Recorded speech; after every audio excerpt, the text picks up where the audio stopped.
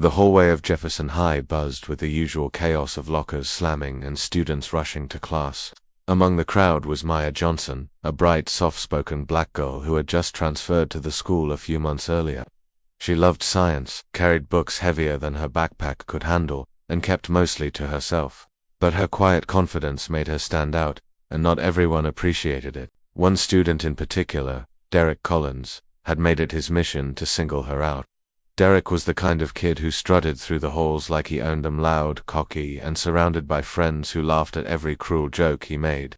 On this day, he decided to push things further. As Maya turned the corner with her arms full of books, Derek blocked her path.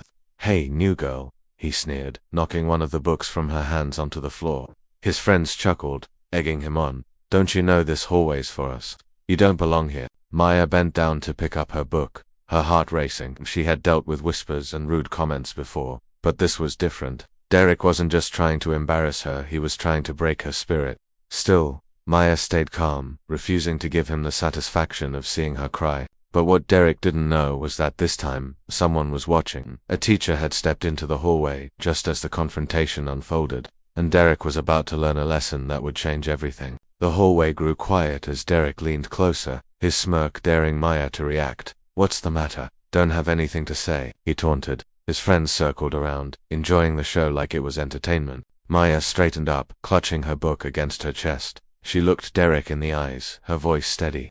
"I don't need to fight with you," she said softly.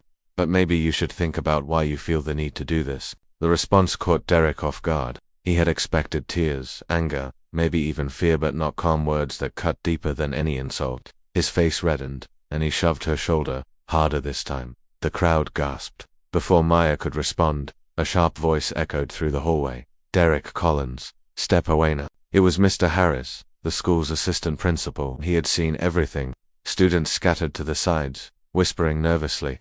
Derek froze, his confidence slipping as authority walked in. "Office now," Mr. Harris ordered, pointing down the hall. Derek's friends suddenly went silent, not daring to laugh anymore. Maya stood quietly, still composed, but inside she felt a mixture of relief and nerves. What no one realized yet was that Maya wasn't just any new stunt. Derek's cruel stunt was about to unravel in a way that would shock the entire school. Derek stomped toward the office, muttering under his breath, while Maya followed behind Mr. Harris. The assistant principal's face was stern. He had zero tolerance for bullying, and this was not the first time Derek had been caught. Inside the office, Derek slouched into a chair, rolling his eyes. Maya sat quietly across from him, her hands folded neatly in her lap. Mr. Harris began. "Maya, I'm sorry you had to experience this. Derek, your behavior is unacceptable. You've crossed the line too many times." Derek smirked, trying to brush it off. "Come on, it was just a joke. She's making a big deal out of nothing." But before Mr. Harris could respond, the office door opened. In walked Dr. Johnson, the district superintendent. She wasn't just Maya's mother. She was the woman who oversaw every school in the county. Her presence alone shifted the entire atmosphere. Derek's smug expression dropped instantly. "Wait, she's your mum," he stammered, looking between Maya and Dr. Johnson. Dr. Johnson's gaze was calm but powerful. "Yes, Derek, and I've heard enough about your behavior at this school. But today, I saw it for myself." She turned to Mr. Harris. "I want a full report. This ends now." The room went silent. Derek's friends weren't there to back him up anymore, and suddenly, the boy who had mocked Maya just minutes ago looked small and powerless. Maya, still calm, glanced at her mother. She hadn't planned for this to happen, but deep down, she knew justice was finally being served. Derek sat frozen in his chair, the reality of his actions sinking in.